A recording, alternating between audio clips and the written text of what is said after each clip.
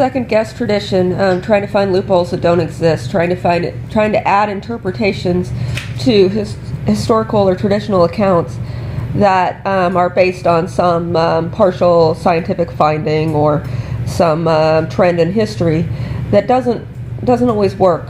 You got to look at the basics, the absolute basics, the verbs and the nouns, and the time references and so forth. When you get away from those, you're getting into some pretty shady territory.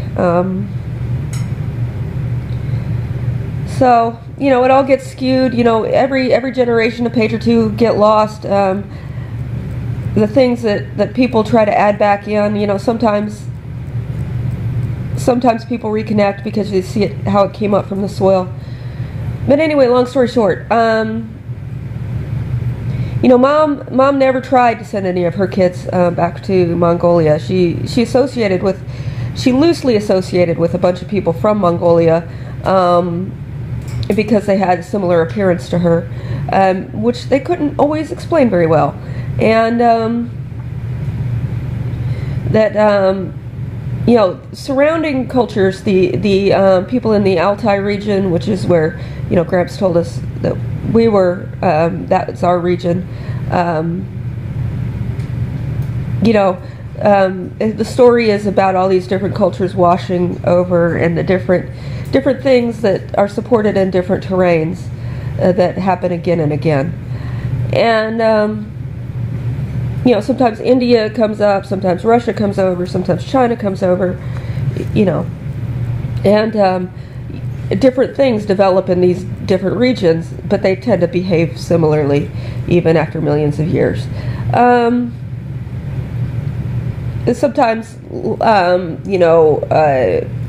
earthquake will move a river, and that will alter things slightly, but not a lot. And so anyway, the Tuvans, they admit, they've been associating with the Gypsies for a long time, and the Keolia and the Roma have been involved for a long time. The Mongols say that they're not, and it's like the groups, the Turkic groups that say that they are Muslim. They are absolutely Turkic. They are defined within this circle, and they may have still some remaining overlap of other viable circles, but that will fade. And and the other groups that say that they're absolutely Asian, if they were looking for external contributions, they would find them in Korea or China.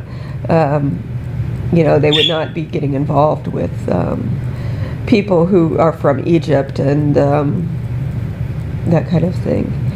So, and it's basically because there's a very strong Buddhist push. And, so if you narrow down what's available to you even further by adding a religion, you get really shallow. You get really, really shallow. You get really very, very few options. So, but you still want to do trade with people, right?